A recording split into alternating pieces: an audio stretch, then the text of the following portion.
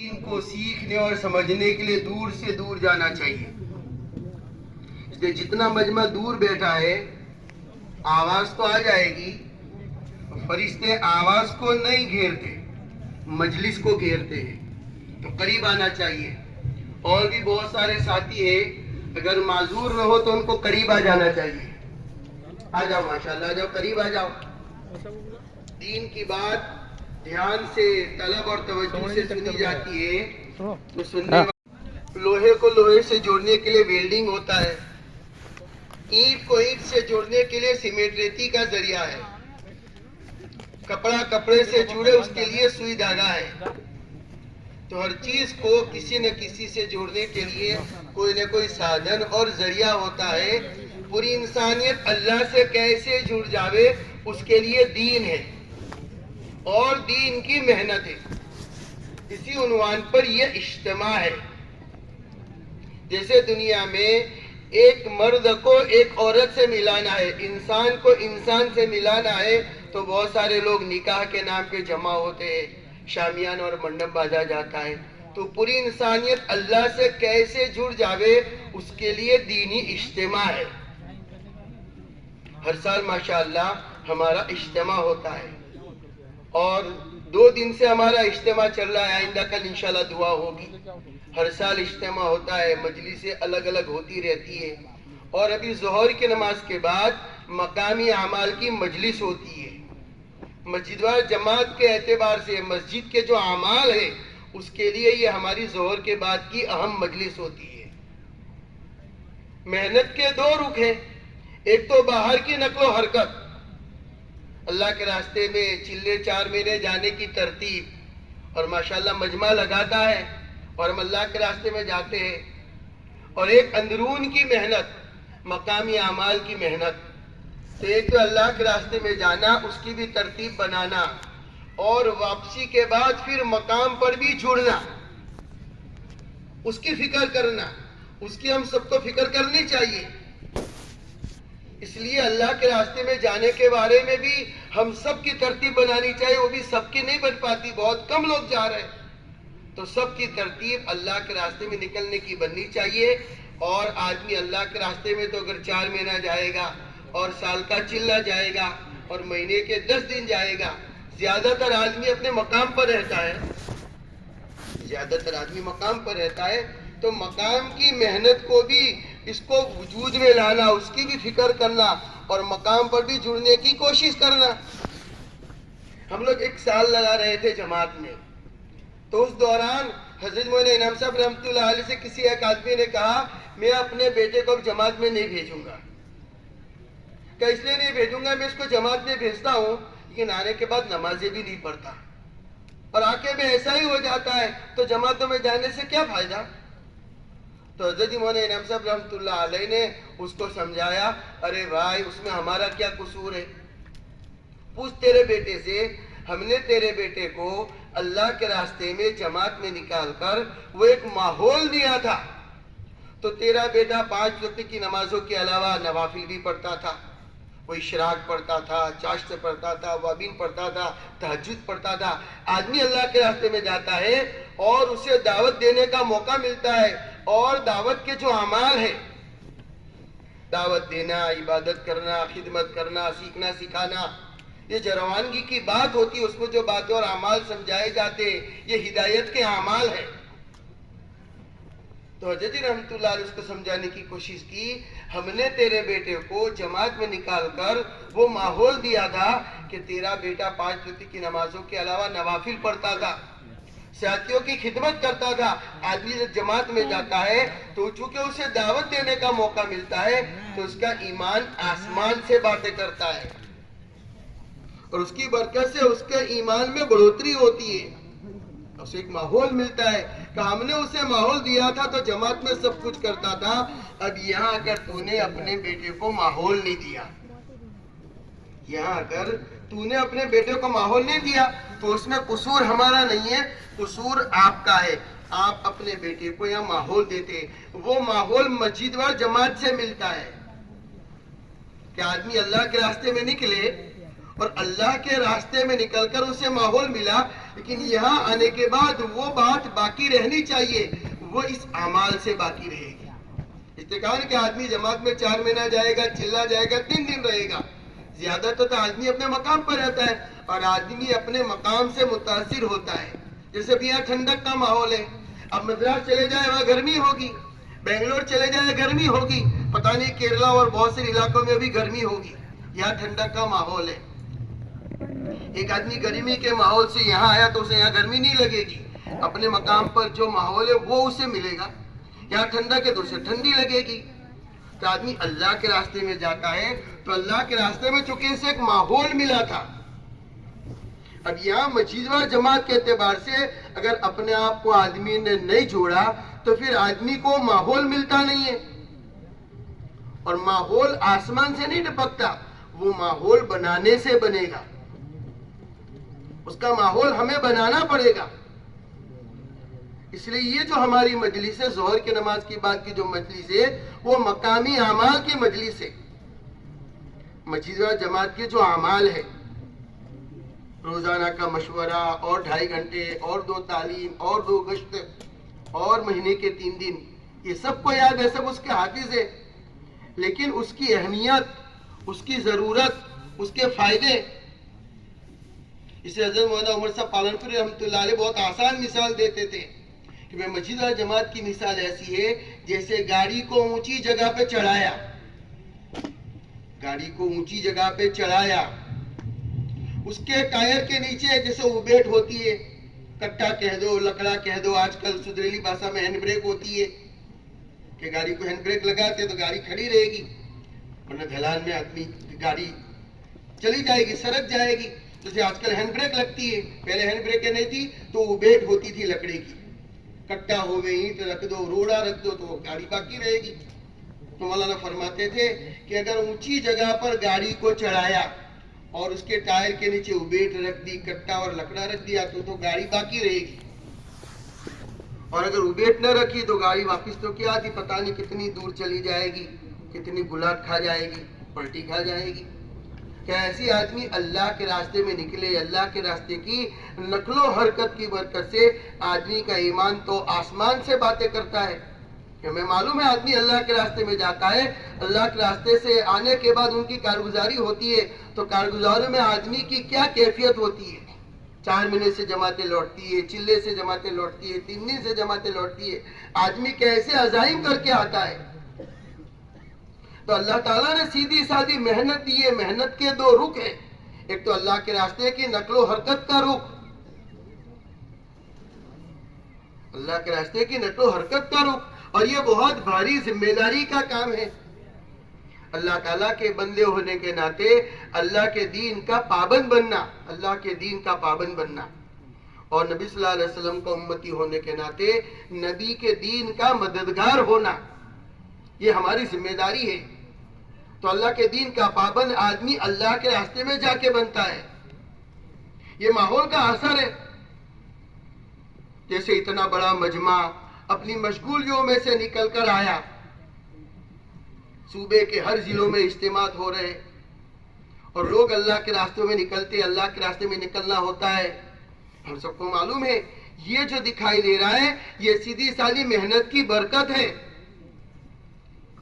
حضرت مولانا عمر صاحب پالنپوری رحمۃ اللہ علیہ آسان مثال دیتے تھے اس محنت کی، اور حدیث کا حوالہ دیتے تھے، جس حدیث پاک میں نبی صلی اللہ علیہ وسلم نے فرمایا میں اور تمام نبی جس محنت کو لے کے آئے وہ برسنے والے بادل کی طرح ہے، برسنے والے پانی کی طرح ہے، کہ پانی سیدھا سادہ ہوتا ہے، پانی کا کوئی ڈھانچہ نہیں ہوتا، کوئی آکار نہیں، پانی کی کوئی خوشبو نہیں، پانی کا کوئی کلر نہیں، لیکن دنیا کی تمام چیزیں پانی پر موقوف، دنیا کی جتنی چیزیں ہیں وہ پانی سے وجود میں آتی ہے، بغیر پانی کے سب چیزیں بے حال۔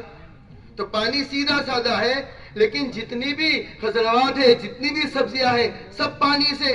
تربوز کا لال کلر پانی میں نہیں دکھتا، املی کی کھٹاس پانی میں نہیں دکھتی، مرچی کی تکھاس پانی میں نہیں دکھتی، سنترے کی کھٹاس اور انانس کی پیلاس، اور ایک ہی درخت ہے، ایک ہی زمین ہے اور قسم قسم کے درخت لگے ہوئے، اب پانی انگور کی جڑوں میں جائے گا تو انگور کا مزہ دکھائے گا، اور کیلے کی جڑوں میں جائے گا تو کیلے کا مزہ دکھائے گا، یہی پانی املی کے جڑوں میں جائے گا تو املی کا مزہ دکھائے گا۔ یہی پانی روک لو، انانس ناسپاتی سوکھ جائے گا، تربوز سنترا سوکھ جائے گا، املی انانس سوکھ جائے گا، سب چیزیں سوکھ جائے گی۔ یہی پانی سب جگہ گیا تو سب چیزوں کی تاثیر، اور پانی رک گیا سب چیزیں رک گئی۔ حدیث پاک کا حوالہ دے کر حضرت مولانا صاحب رحمۃ اللہ علیہ فرمایا کرتے تھے، جیسے پانی سیدھا سادہ ہے، پانی میں تربوز کا کلر نہیں دکھتا، بیر کی کھٹاس نہیں دکھتی، جامن کی مٹاس نہیں دکھتی، لیکن سب چیزوں کی تاثیر پانی پہ اللہ تعالیٰ نے موقوف رکھی۔ کہ ایسے نبیوں والی محنت سیدھی سادی ہوتی ہے، لیکن دین کے تمام شعبوں میں پانی اس محنت کی برکت سے پہنچے گا۔ نماز کے شعبے میں پانی پہنچے گا، روزوں کے شعبے میں پانی پہنچے گا، حج کے شعبے میں پانی پہنچے گا۔ پہلے کہاں اتنی مسجدیں تھی، پہلے کہاں اتنے مدرسے تھے، پہلے کہاں اتنے لوگ حج میں جاتے تھے، پہلے کہاں مستورات میں پردہ تھا، کون زکاتیں دے گا؟ لیکن اللہ تعالیٰ نے اس محنت کو ذریعہ بنایا۔ پہلے لوگ جانتے نہیں تھے، لوگوں کو معلوم نہیں تھا، لیکن سیدھی سادی محنت ہوئی۔ اس محنت کی برکت سے کتنے سارے لوگ، پہلے بڈھے لوگ حج میں جاتے تھے ایک دم کمزور، 2 آدمی کے سہارے میں ان کو گاڑی میں بٹھانا پڑے، اور پتہ نہیں واپس بھی آئیں گے نہیں، ایسے ڈرتے تھے لوگ کہ یہ تو بڈھے 85 سال کے بڈھے، 100 سال کا بڈھا، پتہ نہیں ہے واپس حاجی صاحب واپس آئیں گے کہ بھی نہیں۔ لوگ ڈرتے تھے، بہت روتے تھے، حاجی حج کے لیے جاتے تھے تو اخیر میں حج میں جاتے تھے۔ ابھی شادیوں سے پہلے لوگوں کا حج ہو جاتا ہے۔ یہ حج کی برکت ہے، یہ محنت کی برکت ہے، اس محنت کی برکت۔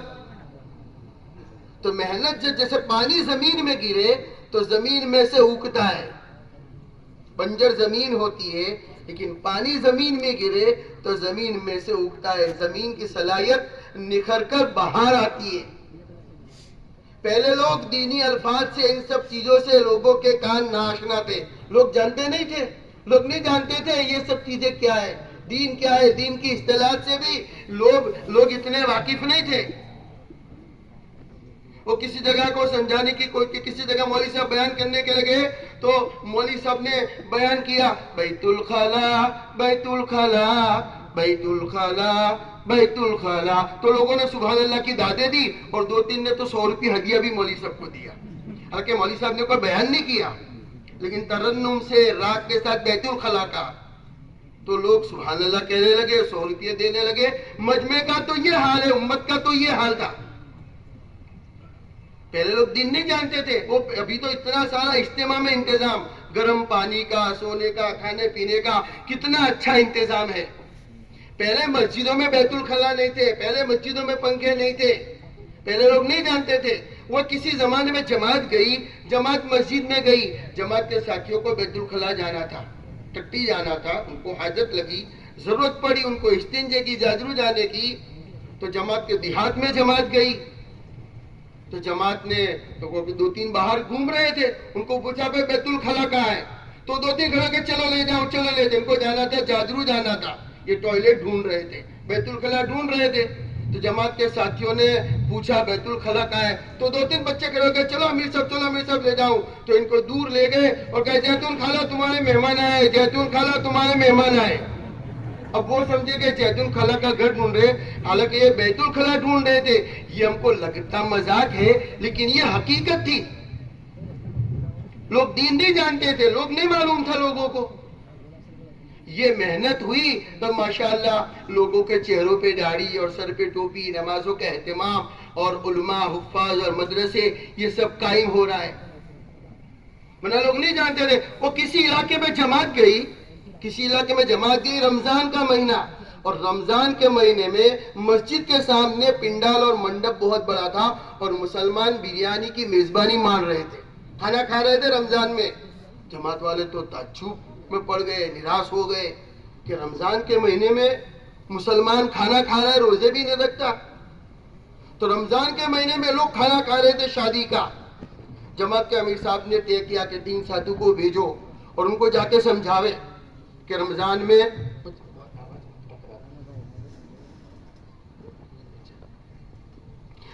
کے مہینے میں لوگ کھانا کھا رہے تھے، امیر صاحب نے فکر کی 3 ساتھیوں کو بھیجو. 3 ساتھی سمجھانے کے لیے گئے کہ بھی رمضان کا مہینہ ہے, کھانا نہیں چاہیے, آپ لوگ مسلمان ہیں, مسجد کے سامنے. تو جیسے اپنے کھانا کھا رہے ہو اور کوئی آدم کیا کرے, چلو کھا لیں, کیا کہتے, تو سامنے والا کہتے بولو بسم اللہ. تو ایسے ہی جب گئے تو وہ کھانا کھا رہے تھے. کیوں گئے تھے, کیا دعوت دینے, رمضان کی, روزے کی. رمضان میں کھایا نہیں کرتے, شامیانہ مڈب باندھا ہے, پنڈال, اور آپ لوگ کھانا کھا رہے ہو. تو جیسے یہ لوگ گئے تو وہ لوگ کہنے کہ چلو کھانے. کیا کہا ان کو, چلو کھانے. تو انہوں نے بولو بسم اللہ نہیں کہا, انہوں نے کہا رمضان ہے. تو وہ سمجھے ان کے کوئی امیر صاحب ہوں گے, بولے ان کو بھی بلا لو. یعنی وہ کیا سمجھے کہ رمضان ان کو کوئی گرو ہوں گے, رمضان ان کے کوئی امیر صاحب ہوں گے. تو انہوں نے حقیقت بتائی کہ ابھی رمضان ہے, مت کھاؤ. تو وہ کیا کہہ رہے کہ ان کو بھی بلا لو. امت کا یہ حال تھا. تو محنت میں آپ کو سمجھا رہا ہوں کہ محنت سیدھی سادی ہے, جیسے پانی سیدھا سادہ. پانی کا کوئی کلر نہیں, کوئی آکار نہیں, کوئی خوشبو نہیں, لیکن پانی جہاں جاوے اپنا مزہ دکھاوے. لیکن جیسے یہ محنت سیدھی سادی ہے کہ پانی سیدھا سادہ, ایسے اس محنت کو بھی ہم نے معمولی سمجھا ہے. یہ محنت بھی پانی جیسی ہے کہ جس شعبے میں یہ محنت ہوگی تو دین کے تمام شعبوں میں پانی پہنچے گا. حضرت مولانا محمد صاحب پالنپور رحمۃ اللہ فرمایا کرتے تھے, ہم ایک علاقے میں جماعت لے کے گئے اور ہم نے محنت کی. تو ہم نے 4 ماہ کی نقد جماعت نکالی. جب 4 ماہ کی نقد جماعت نکلی تو نوجوان کو امام صاحب نے, برسوں پہلے کی بات, ہم نے سال لگایا 93-94 میں. اس وقت مولانا سے یہ بات سنی تھی. مولانا اپنی جوانی کی بات کر رہے تھے کہ میں ایک جگہ جماعت لے کے گیا, 4 ماہ کی نقد جماعت بنائی. تو مسجد کے امام صاحب نئے تھے, ان کا وقت نہیں لگا تھا. تو امام صاحب ناراض ہو گئے اور خفا ہو گئے اور جماعت کو برا بھلا کہنے لگے, تم 4 ماہ کی جماعت بناتے ہو, یہ نوجوان کو جماعت میں لے جاتے ہو, یہ جماعت میں جائے گا, کمائے گا کون, یہ کمانے والا ہے, اس کے گھر کا چولہا ٹھنڈا پڑ جائے گا, اس کو جماعت میں نہ لے جاؤ. بولے ہم نے اس کو ذمہ دار بنا کے جماعت میں بھیجنا تھا, لیکن مسجد کے امام صاحب ناراض ہو گئے کہ ان کو جماعت میں مت لے جاؤ. تو کہا ہم نے ان کو سمجھایا اور جماعت کو روانہ کر دیا. جماعت 4 ماہ کے لیے گئی. مولانا کہتے ہیں 20 سال کے بعد میں اسی مسجد میں پھر گیا. اس علاقے میں اتفاق سے دوبارہ جانا ہوا تو وہی امام صاحب تھے, ان کی عمر بھی بڑی ہو گئی تھی. 20 سال کے بعد آدمی جاوے تو جوان آدمی ادھیر عمر کا ہو جاتا ہے. تو مولانا محمد صاحب فرمانے لگے میں 20 سال کے بعد اس علاقے میں اسی مسجد میں جماعت لے کے گیا تو وہاں کچھ ماحول کچھ اور تھا, بہت کچھ بدل چکا تھا. اور وہ جو امام صاحب تھے وہ مجھے بلک کر رونے لگے اور معافی مانگنے لگے کہ مولانا میں نوجوان تھا, مجھے اس محنت کی ہوا نہیں لگی تھی, تو میں آپ کو ٹوک اور روک رہا تھا کہ اس کو جماعت میں مت بھیجو, لیکن بہت اچھا ہوا آپ نے بھیجا. وہ جا کے آ گیا. وہ تو چونکہ مولوی صاحب نہیں بنا تھا, وہ جوان آدمی تھا, اس کی شادی ہو چکی تھی. اس نے آنے کے بعد اپنے بیٹے کو مولوی صاحب بنایا اور مولوی صاحب کا سال بھی جماعت میں لگا. اور مولوی صاحب علاقے میں محنت کر رہے, ان کی برکت سے ہمارے علاقے میں بہت ساری مسجدیں قائم ہوئی اور اتنا سارا دین عام ہوا. اور مولوی صاحب کہنے لگے کہ خالی مجھے پوچھ کر ہماری مسجد میں سے 20 لاکھ روپے زکوٰۃ ادا ہوئی ہے, پتہ نہیں ہمارے گاؤں میں پوری دنیا میں کتنی زکوٰۃ عام ہوئی ہوگی. تو مولانا فرماتے اس محنت کی برکت سے زکوٰۃ کے شعبے میں پانی پہنچا. مولانا ابراہیم صاحب دامت برکاتہم بارہا فرماتے کہ ہم لوگ اللہ کے راستے میں نکلتے رہتے کہ اجتماع کے بعد ایک آدمی سے اختلاط میں بیٹھے پوچھنا ہوا تو آدمی کہہ رہا ہے میں نے اپنی جماعت میں نکل کر احساس ہوا 20 سال کی قضا نمازیں لوٹائی. میں نے 20 سال کی قضا نمازیں لوٹائی تو نماز کے شعبے میں پانی پہنچا. پہلے اتنے برقعے نہیں تھے, پہلے اتنا پردہ نہیں تھا, پہلے حج پڑھنے اتنے لوگ نہیں جاتے تھے. ابھی کچھ مدت پہلے, ابھی مہینہ میں 2 مہینہ بھی ہوا نہیں ہے, ہم کسی جگہ مدرسے کے جلسے میں گئے تو مدرسے کے جلسے میں بہت سارے طلبہ بہت سارے اپنے پروگرام رجوع کر رہے تھے. تو جو مولوی صاحب بیان کرنے کے لیے آئے تھے وہ مولوی صاحب نے اہمیت سمجھائی تبلیغ کی اور مکاتب اور مدرسوں کی, اور مجمع کو سمجھانے کی کوشش کی کہ دیکھو اللہ تعالیٰ نے جو محنت دی ہے دین کے جتنے شعبے ہیں کہ مکاتب اور مدارس کی محنت کے ذریعے سے چھوٹے بچوں پر محنت ہوتی ہے اور یہ دعوت کی محنت کے ذریعے سے بڑوں پر محنت ہوتی ہے. پھر وہ مولوی صاحب کہنے لگے میں عمرہ کے لیے گیا تو مسجد نبوی کے حرم میں روزانہ درس قرآن کے حلقے لگتے ہیں. فجر کی نماز کے بعد 30, 40, 50 حلقے لگتے ہیں اور محدثین بیٹھتے سب کو درس دیتے, سبق سکھاتے. تو کہا درس چل رہا تھا اور میں اپنے یاسین اور معمولات میں مشغول تھا. تو وہ جو محدث تھے حدیثیں پڑھا رہے تھے انہوں نے مجھے بھی بلایا کہ شیخ تعال قریب آ جاؤ. کہ میں بھی قریب جا کے بیٹھ گیا. تو حلقے میں بہت سارے لوگ تھے, حلقے میں بہت سارے زیادہ تر عرب تھے. تو مولوی صاحب کہتے ہیں کہ میں نے تو الحمد شریف پڑھ لی, لیکن جتنے بیٹھے تھے بڑے بڑے عرب تھے, تاجر تھے, مالدار اور بڑے لگ رہے تھے, لیکن ایک کی الحمدو صحیح نہیں تھی. الحمدو میں پتہ نہیں کتنی ساری غلطیاں تھی, وہ قل ہو اللہ نہیں پڑھ پاتے تھے. تو مولوی صاحب کہتے ہیں کہ میں نے شیخ سے کہا کیا بات ہے, ہم تو ہندوستان سے آئے, اتنا اچھا قرآن شریف پڑھتے ہیں, میں خود حافظ اور عالم بھی ہوں, اور یہ عرب ہے اور قرآن اور حمد و شریف بھی نہیں پڑھ پاتے. تو کہا وہ جو محدث تھے وہ کہنے لگے کہ آپ کے علاقے میں 2 محنتیں ہو رہی ہے, مکاتب اور مدارس کی, اور آپ کے علاقے میں تبلیغ کی محنت ہوتی ہے. تو مکاتب مدارس کے ذریعے سے چھوٹے بچوں پر محنت اور تبلیغ اور دعوت کی محنت کی ذریعے سے بڑوں پر محنت, یہ 2 محنتیں آپ کے علاقوں میں خاص کر کے ہندوستان میں ہوتی ہے. اس کی برکت سے آپ اجمی ہو, عربی نہیں ہو کہ اتنا اچھا قرآن شریف پڑھتے ہو. اور ہم لوگ عرب ہیں اور صحابہ کی اولاد ہے, لیکن یہ 2 محنتیں ہمارا نہیں ہوتی. تو ہمارا جو بادشاہ ہے اس کو تم یہ بات پہنچاؤ کہ 2 محنتیں ہم کو یہاں کرنے دے, ہماری یہ محنتیں ہوئے. تو یہ 2 محنتیں ہیں. تو ہم لوگ بھی اللہ کے راستے کی نقل و حرکت کی برکت سے لوگوں کی زندگی میں دین آتا ہے. تو جیسے میں نے کہا کہ محنت کے 2 رخ ہیں, ایک تو اللہ کے راستے کی نقل و حرکت کی محنت, اور ایک مقامی اعمال کی محنت, مسجد و جماعت کی محنت. اللہ کے راستے میں چلے 4 مہینے تو کافی لوگوں کے لگتے. اس مجمع سے ابھی پوچھے 4 ماہ کتنوں کے لگے تو کافی سارے ہاتھ کھڑے ہوں گے. 4 ماہ لگا ہوا مجمع کتنا ہاتھ کھڑے کرے تو کتنوں کے 4 ماہ لگے ہوئے؟ دیکھو ماشاء تقریباً 25% کے 4 ماہ لگے ہوئے. اور چلہ لگے ہوئے کتنے ہاتھ کھڑے کرو, تقریباً 50-60% کا تو چلہ لگا ہوا ہے. تو چلہ 4 مہینے اللہ کے راستے میں بہت لوگوں کا وقت لگتا ہے. لیکن ہوتا کیا ہے, ہوتا یہ ہے کہ جیسے ایک آدمی مچھلی کے تالاب کے کنارے پہ مچھلی پکڑ رہا ہے, اور مچھلیاں پکڑ پکڑ کے تھیلے میں ڈال رہا ہے, اور تھیلے کا منہ کھلا ہوا ہے, ساری مچھلیاں کود کود کے پانی میں جا رہی ہے. صبح سے شام تک وہ مچھلیاں پکڑ رہا ہے اور تھیلے میں ڈال رہا ہے, لیکن شام کو ایک بھی مچھلی نہیں, کہاں چلی گئی. حال یہ ہوتا ہے چلے 4 مہینے والوں کا کہ آدمی 4 مہینے لگا دیتا ہے, چلہ لگا دیتا ہے, لیکن مقام پر آنے کے بعد وہ چھوٹتا نہیں ہے.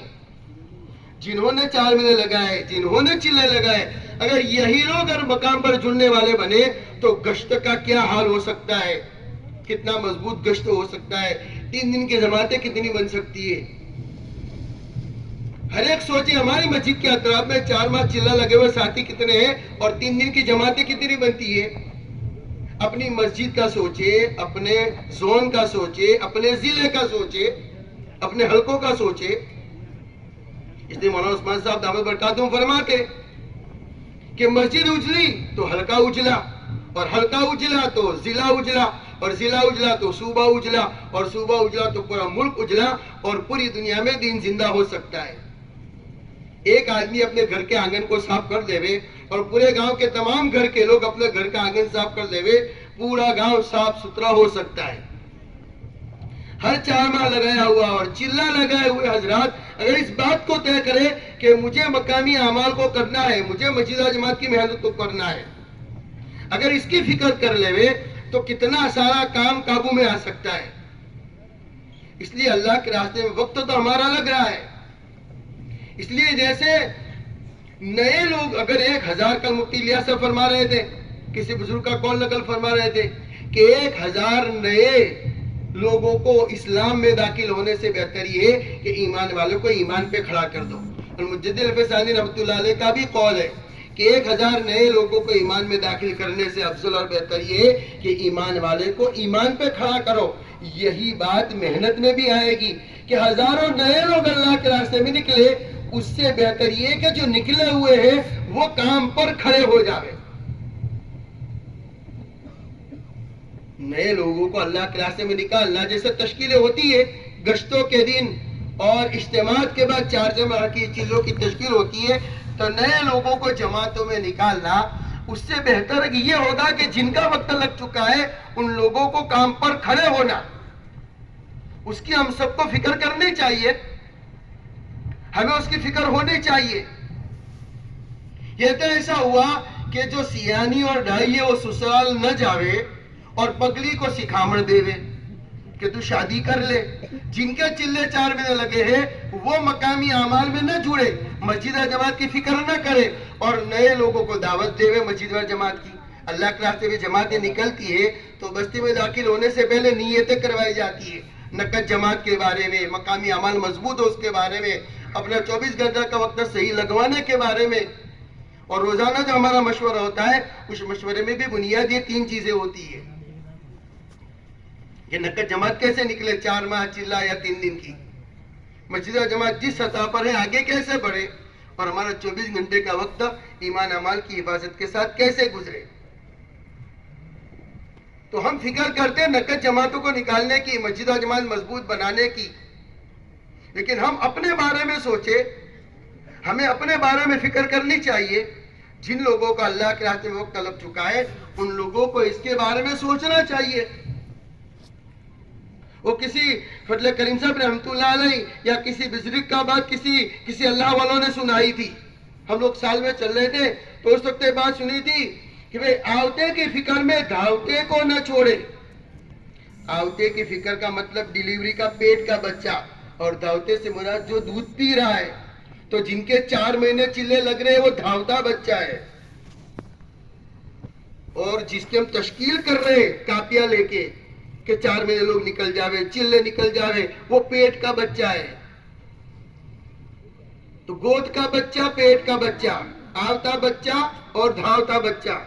تو دھاوتے سے مراد یہ جن کا اللہ کے راستے میں وقت لگ چکا ہے ان سب کی فکر ہمیں ہونی چاہیے, اس کے بارے میں سوچنا چاہیے. یہ ذمہ داری کا کام ہے, یہ ذمہ داری کا کام ہے. اس لیے کہ جیسے میں نے کہا کہ ایک تو اللہ کا بندہ ہونے کے ناطے اللہ کے دین کا پابند بننا, اور نبی کا امتی ہونے کے ناطے نبی کے دین کا مددگار بننا. ہمارے ذریعے سے نبی کے دین کو کیسے مدد ملے, ہمیں دین کے مددگار ہونا چاہیے. مولانا ابراہیم صاحب دامت برکاتہم نے اس سے پہلے اجتماع میں فرمایا استقامت کے بارے میں کہ اپنے اندر دینداری یعنی استقامت, اور دین کی نصرت بھی کرنا. دین کی نصرت یہ اعمال کے ذریعے سے ہوگی, مسجد و جماعت کے ذریعے سے ہوگی. مسجد کے جو اعمال ہے, اللہ کے دین کی محنت ہے, اس کے ذریعے سے نبی کے دین کی مدد اور نبی کے دین کے ہم مددگار بنیں گے. اور یہ ذمہ داری ہے. اللہ تعالیٰ نے نبی صلی اللہ علیہ وسلم کو رحمت للعالمین بنایا ہے اور خاتم النبیین بھی بنایا ہے. تو کسی غیر نے مسلمانوں پہ اعتراض کیا کہ نبی کا آنا تو رحمت ہے, حضور صلی اللہ علیہ وسلم رحمت للعالمین تھے, تو آپ لوگ یوں کہتے ہو کہ حضور رحمت للعالمین ہے, نبیوں کا آنا رحمت ہے. تو نبی صلی اللہ علیہ وسلم خاتم النبیین ہے کہ حضور صلی اللہ علیہ وسلم کے بعد اب کوئی نبی نہیں آئے گا. تو حضور صلی اللہ علیہ وسلم رحمت للعالمین یہ تو سمجھ میں آئی بات, لیکن خاتم النبی نے دونوں کیسے ہوگا کہ نبیوں کا آنا رحمت اور رحمت للعالمین ہوئے, لیکن حضور صلی اللہ تعالیٰ نے دنیا میں 1.25 لاکھ نبی بھیجے. اب ہمارے نبی کے بعد اب کوئی نبی نہیں آنے والا. تو کسی غیر نے اعتراض کیا کہ نبیوں کا آنا رحمت ہے تو حضور خاتم النبیین ہے کہ حضور صلی اللہ علیہ وسلم کے بعد اب کوئی نبی نہیں آئے گا. اللہ نے نبیوں کا سلسلہ بند کر دیا. تو نبی کا آنا رحمت تھا تو حضور نے خاتم النبی بن کر رحمت کا دروازہ بند کر دیا. تو حضور یا رحمت للعالمین ہوں گے یا خاتم النبیین ہوں گے, دونوں ساتھ میں کیسے ہو؟ کہ دونوں ساتھ میں اس وقت ہوں گے کہ نبی جو آتا ہے جس مقصد کے لیے اس مقصد کو لوگ کرتے رہے. تو بھلے نبی دنیا سے رخصت ہو گئے لیکن نبی جس محنت کو جس مقصد کو لے کے آئے تھے اس محنت کو لوگ کرتے رہے. کہ یہ کیسے ہوگا کہ پہلے کے زمانے میں اللہ تعالیٰ نے تقریباً 1.25 لاکھ نبی بھیجے. تو پہلے کے زمانے میں نبی بڑی بڑی عمریں لے کے آئے اور محنت کا میدان بہت تھوڑا ملا. کوئی نبی کسی خاندان کے لیے, حدیثوں سے ثابت ہے اسماعیل علیہ السلام اپنے گھرانے کے نبی تھے, ان کی ذمہ داری بس گھرانے کی تھی. کسی نبی کو اللہ نے شہر دیا, شعیب علیہ السلام مدین شہر کے نبی تھے, مدین سے باہر کی ذمہ داری شعیب علیہ السلام کی نہیں تھی. موسیٰ علیہ السلام ملک مصر کے نبی تھے, جو مصر دیش تھا ایجپت, بس اس کے موسیٰ علیہ السلام نبی تھے. مصر سے باہر کسی کی ذمہ داری موسیٰ علیہ السلام کی نہیں تھی. تو اسماعیل علیہ السلام اپنے گھرانے کے نبی بن کے آئے, شعیب علیہ السلام مدین شہر کے نبی بن کے آئے. موسیٰ علیہ السلام ملک مصر کے نبی بن کے آئے. نوح علیہ السلام اپنے زمانے کے نبی تھے. اس زمانے میں جتنے لوگ تھے ان سب کے نوح علیہ السلام نبی تھے, لیکن بعد والوں کے نبی نوح علیہ السلام نہیں تھے. تو کوئی نبی کسی گھرانے کے لیے, کوئی نبی کسی خاندان کے لیے, کوئی نبی کسی شہر کے لیے, کوئی نبی کسی ملک اور دیش کے لیے, کوئی نبی اپنے زمانے کے لیے نبی بن کے آئے.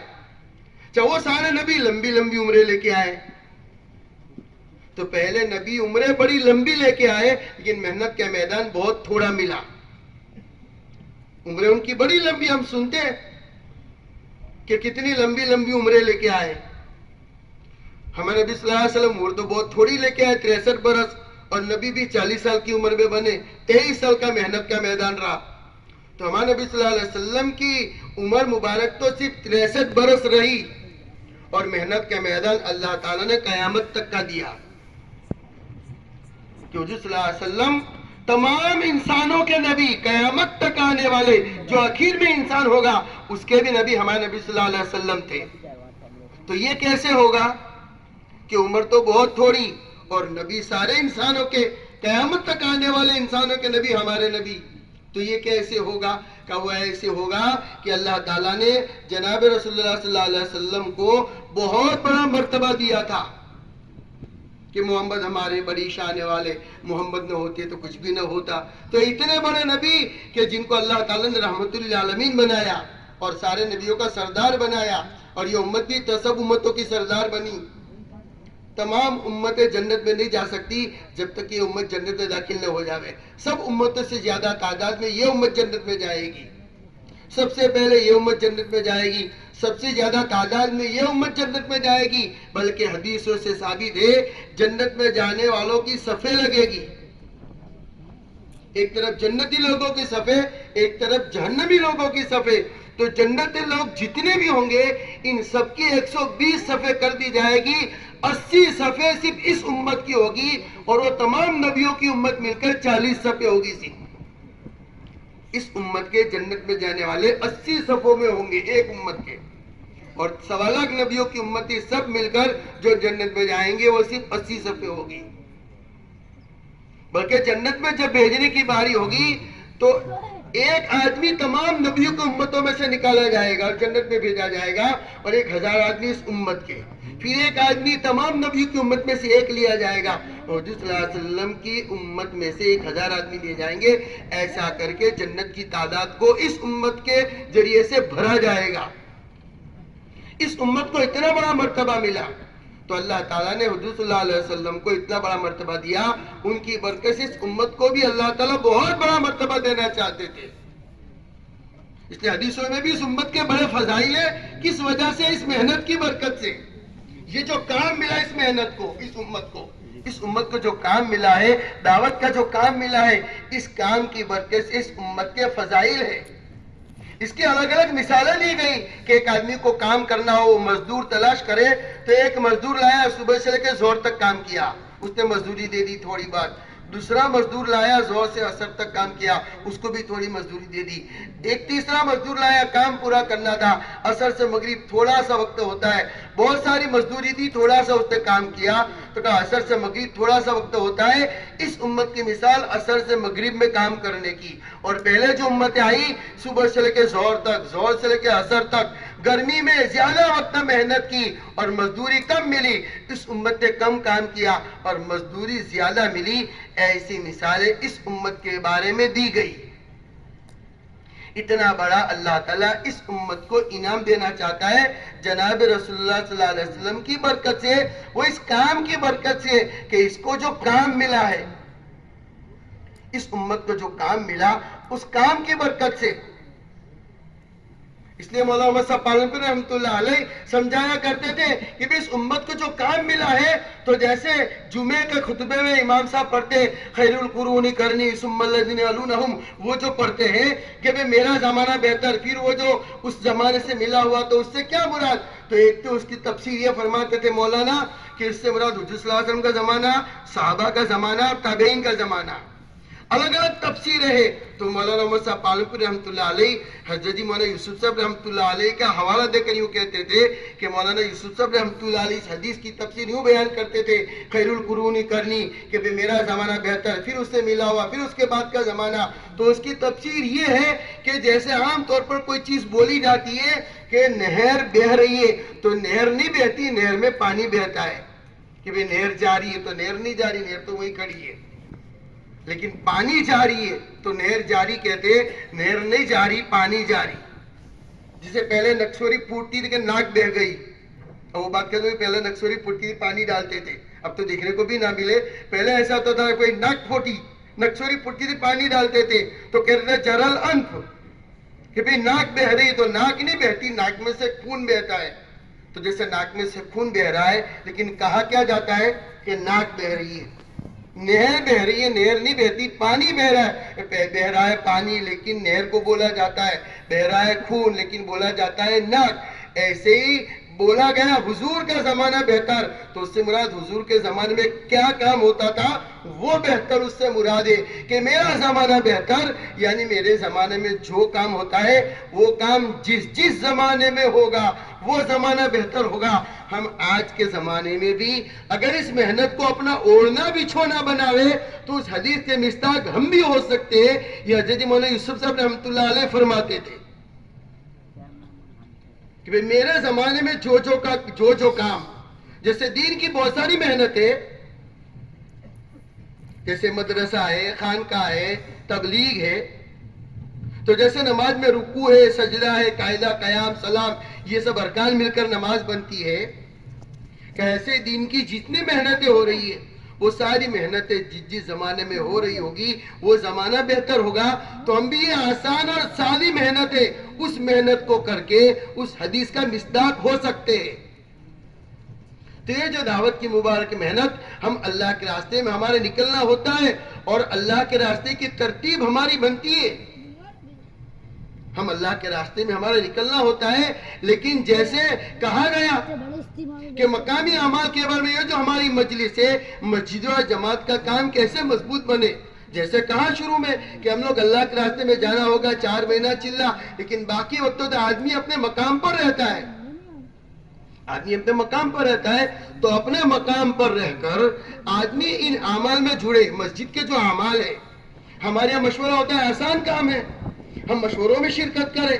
ہمارے یہاں جو کام کی جو ترتیب ہے، روزانہ کی ترتیب اور ہفتہ وائز ترتیب، ماہانہ ترتیب، سالانہ ترتیب، اس ترتیب کا ہم سب کو حصہ بننے کی کوشش کرنی چاہیے، ہمیں اس میں ساتھ دینا چاہیے. اس لیے بھائیو دوستو بزرگوں، ہم سب کو عزائم کرنے چاہیے، ہم سب کو ارادے کرنے چاہیے. اللہ کے راستے میں نکلنے کے بارے میں بھی ہمارے عزائم مضبوط سے مضبوط ہونے چاہیے. اور اس وقت ہماری ابھی جو مجلس لگے گی، ابھی عزائم کے حلقے لگیں گے. حلقہ وائز سب کو بٹھایا جائے گا، مسجد وائز سب کو بٹھایا جائے گا، اور مسجد وائز بٹھا کر ہمارے یہاں جو حلقے لگتے، ہمارے یہاں جو محنت کی ترتیب ہے، اس ترتیب میں ہم سب کو ساتھ دینا چاہیے اور ساتھ دینے کی پوری کوشش کرنی چاہیے.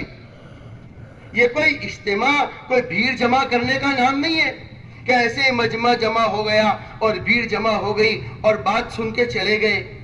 یہ بھیڑ جمع کرنے کے لیے اجتماع نہیں ہے، بلکہ یہ تو محنت ہے.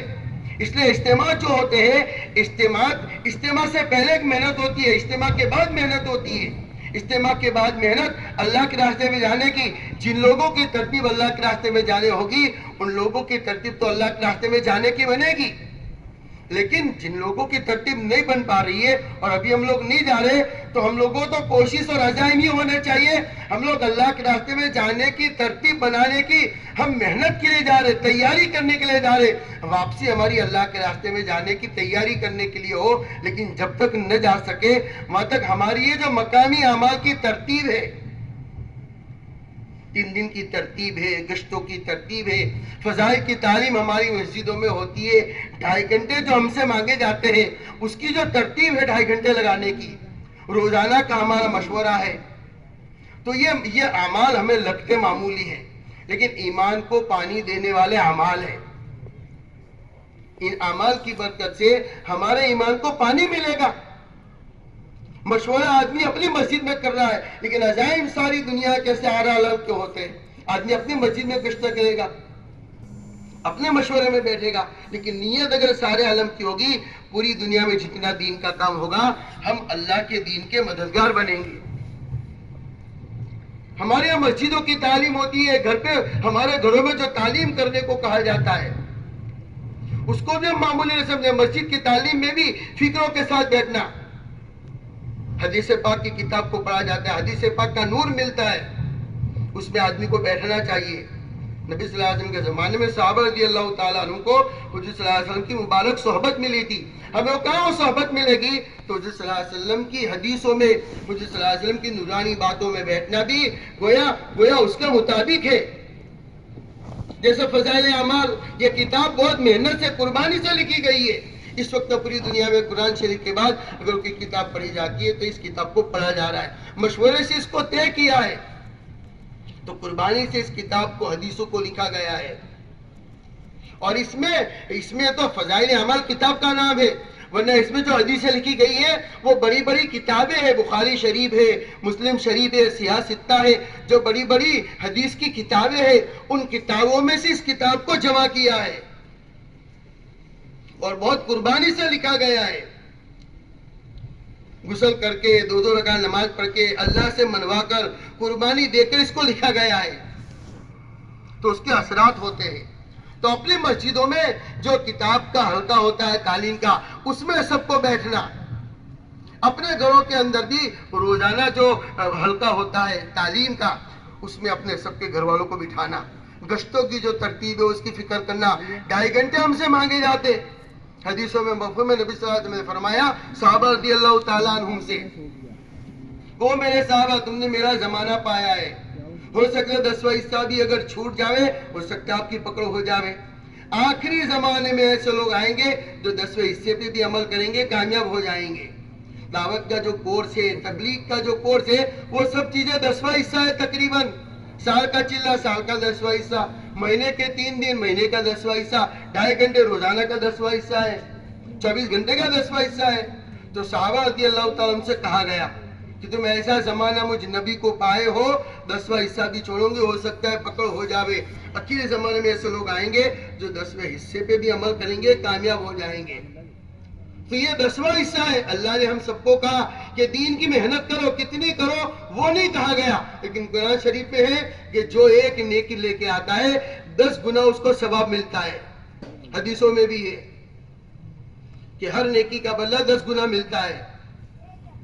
تو اللہ نے ہم کو کہا دین کی محنت کرنے کا، کہ اللہ کے دین کے مددگار بنو، اللہ کے دین کی نصرت کرو. تو دین کی نصرت کتنی کرو اللہ نے نہیں کہا، لیکن یہ جو یہ کورس ہے دعوت کا، مسجد و جماعت کے جو اعمال ہے، اگر اس کو بھی ہم نے کر لیا تو یہ تقریباً ہمارے وقت کا 10واں حصہ ہوتا ہے. تو اللہ تعالیٰ کا فرمان ہے کہ جو ایک نیکی لے کے آتا ہے 10 گنا ثواب ملتا ہے. تو وہ اللہ نے کہا دین کے مددگار بنو، اور اگر دین کے مددگار بنیں گے تو اس کا 10واں حصہ کریں گے تو پورا سال، پورا مہینہ اور پوری زندگی گویا یہ کرنا گنا جائے گا، اور ہم اس کے نشداد بن سکتے ہیں. اس لیے ہم سب کو اس کی ترتیب بنانی چاہیے. اس لیے پورا مجمع اس بات کو طے کرے. اللہ تعالیٰ نے اپنے فضل سے ہم سب کو اجتماع میں پہنچایا ہے، اور 2 دن سے مجلسیں ہو رہی ہے. اس وقت ہماری جو مجلس ہے، مسجد و جماعت اور مقامی اعمال کے اعتبار سے ہماری مجلس ہے، اس وقت عزائم کروائے جائیں گے. ہم ہر ایک کو حلقہ وائز، زون وائز بیٹھنا ہے، مسجد وائز بیٹھیں گے، اور مسجد وائز بیٹھ کر ہر ایک کی اپنی ترتیب بنے. ہمارے سالانہ وقت کی، مہینے کے 3 دن کے اعتبار سے 2.5 گھنٹے کس وقت ہم سب لگائیں گے. اور یہ جو ہماری ترتیب ہے وہ ہم کو 2 پرچے دیے جائیں گے. ہم سب کو پرچہ بھرنا ہے. ایک اپنی مسجد میں رہے گا، ایک یہاں پہ وہ پرچہ جمع ہوگا. تو اس کے عزائم کرنے سے پورے مجمع سے درخواست ہے کہ کوئی کھڑا نہ ہو. یہاں سے جن کو کھڑا کیا جائے وہی لوگ بیٹھیں گے جہاں بیٹھنے کو کبھی بیٹھے، اور پوری فکر کے ساتھ عزائم کرنا ہے. پھر ہماری مجلس ختم ہوگی.